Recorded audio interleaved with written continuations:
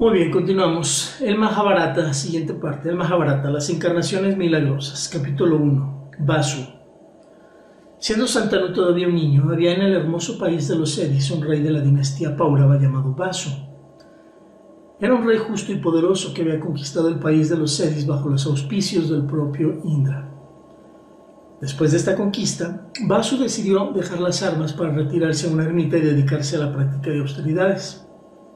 Ahí vivió feliz durante algún tiempo, pero Indra, temiendo que Vasu se hiciese demasiado poderoso por los méritos adquiridos por sus prácticas, vino ante él y le convenció de que dejase la ermita y se dedicase a gobernar el reino que había conquistado. Convencido por las palabras de Indra, Vasu dejó la ermita y volvió a su capital, lo cual dejó a Indra tan satisfecho que le regaló una guirnalda de flores que nunca se marchitaba. Y luego vamos a ver el capítulo 2, el nacimiento de Satyavati. Un día, cuando Girika estaba en un momento propicio para concebir, se lo hizo saber a Vasu y se preparó para él dándose un baño perfumado y vistiéndose con finas sedas. Sin embargo, Vasu no pudo acudir a ella, pues una necesidad imperiosa le obligó a salir de casa. Sus antepasados le habían aparecido pidiéndole cazar un ciervo para los ritos funerarios y Vasu era incapaz de transgredir ese mandato. Lleno de pasión por su amada y bella esposa, Vasu no podía dejar de pensar en ella durante la cacería. Se paró a descansar a la sombra de un frondoso árbol, Ashoka, y embriagado por la fragancia de sus flores se quedó dormido y soñó con ella.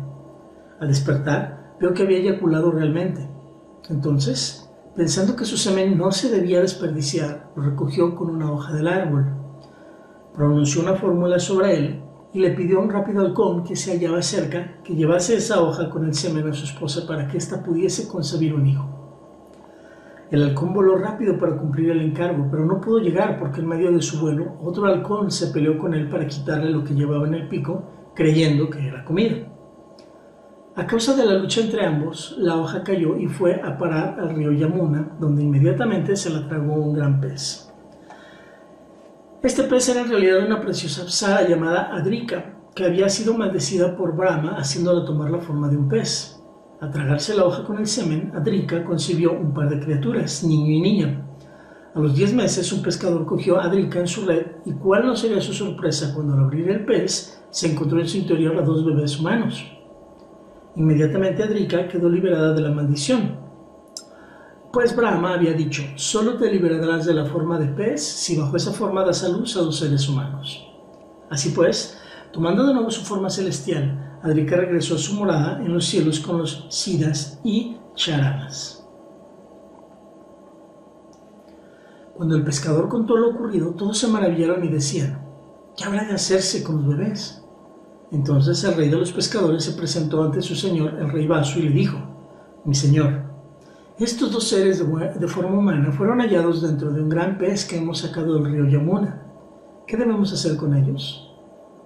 Vasu, notando que la niña tenía un desagradable olor a pescado, dijo, dadme a mí al niño para que lo adopte como mi propio hijo. Él será el heredero de todo el reino Matsya. La niña, quedadle la voz y criadla como vuestra propia hija. Y así, la niña creció entre los pescadores y le pusieron por nombre Satyavati. Era una niña de dulces sonrisas y gran belleza, que poseía todas las virtudes imaginables, pero como vivía entre pescadores, nunca perdió aquel fuerte olor a pescado con el que había nacido. Obediente a las órdenes de su padre adoptivo, se dedicó a transportar pasajeros en un bote de una a otra orilla del río Yamuna. Capítulo 3. El nacimiento de Vyasa. Mientras Satyavati hacía su trabajo, llegó un día al río Yamuna el gran rishi Parasara, que iba camino a su morada después de largas peregrinaciones. Parasara subió al bote de Satyavati para que le cruzase a la otra orilla y apenas el rishi vio a la extraordinariamente bella hija de Vasu, la cual era deseable incluso para una anacoreta, deseó abrazarla y amarla ahí mismo. Así pues, se dirigió a ella diciendo, oh bendita mujer, me sobrecoge tu belleza y te deseo. Acepta mis dulces abrazos. Satyavati contestó, oh santo hombre, contempla a los rishis en ambas orillas. a la vista de todos. ¿Cómo puedo satisfacer tu deseo? Entonces el sabio creó una espesa niebla alrededor de ellos y la muchacha quedó maravillada. Y por su timidez se sonrojó de vergüenza y dijo: tened en cuenta que soy doncella y estoy bajo la potestad de mi padre. Si aceptase tus abrazos y perdiese mi virginidad, ¿cómo podría yo regresar a casa? No podría vivir. Considerad esto y haced lo que sea correcto. El Rishi estaba muy satisfecho con todo lo que ella dijo y le contestó: si me concedes mi deseo, continuarás siendo virgen y además te concederé el don que me pidas. Mi gracia nunca ha resultado vana. Oyendo esto, Satyavati le pidió el don de que su cuerpo tuviese un aroma agradable, lo cual el Rishi le concedió inmediatamente. Y desde entonces su dulce aroma podía olerse desde una distancia de una legua, por lo cual llegó a ser conocida como Johanaganda. Ella estaba enormemente complacida y adornada con los encantos de la juventud. Yació amorosamente con aquel Rishi, creador de prodigios. Después de eso, Parasara continuó su camino hacia la ermita donde tenía su morada, y Satyavati, feliz por el precioso don que había obtenido y quedando su virginidad intacta, dio a luz ese mismo día el hijo de Parasara, en una de las islas del río Yamuna, por lo cual su hijo fue llamado Dwaipayana. En el mismo momento de nacer, decidió ser una seta, y con el permiso de su madre se marchó diciendo: cuando me necesites, piensa en mí, y yo apareceré ante ti. Dwaipayana llegó a ser un gran sabio y fue él quien, por haber compilado los 4 Vedas, fue llamado Vyasa. De esto que acabamos de leer hay varias interpretaciones o conclusiones que podemos sacar. Por ejemplo, del pasaje de Indra con Vasu, ahí se ve muy claramente cómo, y ocurre en muchas otras en religiones antiguas o muchos otros mitos, incluso antiguos, por ejemplo con los griegos, no nada más aquí en el Mahabharata, ¿no? Que se representan a los dioses mucho con errores humanas o características humanas, pasiones todavía no desapegados del todo, ¿no? Indra menciona que tiene miedo y le pide a Vasu que regrese nuevamente al reino, porque tiene miedo de que pueda superarlo incluso, ¿no? En cuanto a poder o conocimiento.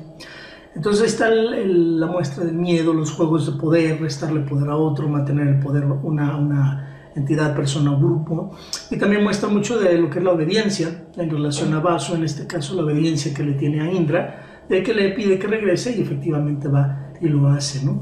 También la otra interpretación es, desafortunadamente Vasu se aleja de lo espiritual, del camino que ya tenía el avanzado, lo espiritual, y vuelve otra vez a meterse en lo material, en los juegos materiales mundanos, de estar dirigiendo el reino y las problemáticas, etcétera, ¿no?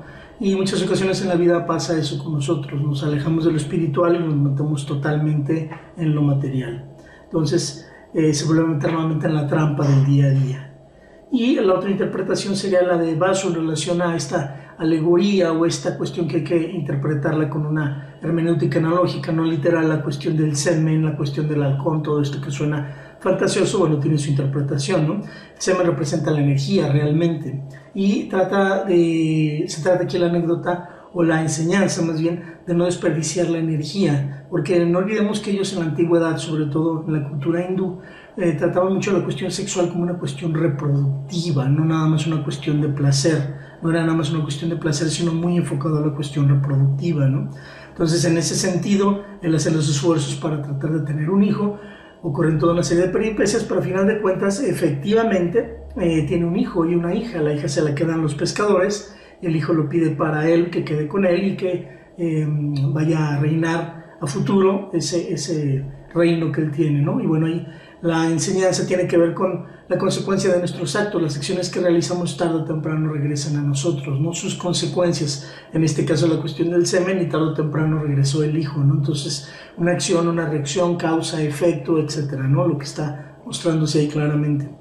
Y la otra interpretación aquí en relación a lo que pide Satyavati como el don del aroma, le pide al sabio que le quite ese aroma horrible y le dan un aroma muy agradable, muy, muy bonito. ahí se está mostrando realmente cuando uno tiene una cosa que uno quiere resolver en la vida, algo que le preocupa a uno mucho, algo que lo hace sentir uno mal en presencia de los demás, como el desprecio externo, la opinión externa generalmente nos lleva a que cambiemos cosas de nosotros, ahí se ve muy claramente. Y la sombra, este concepto de Jung, de la sombra tan estudiado y tan importante en la vida de cualquier persona, se vuelve a mostrar ahí, ¿no? Este olor es una cuestión que ella rechaza, que ella no tolera y por lo tanto es una sombra que la persigue hasta que ella hace lo que tiene que hacer con tal de librarse de esa sombra. Esas serían algunas observaciones o conclusiones en relación a esta parte que leímos.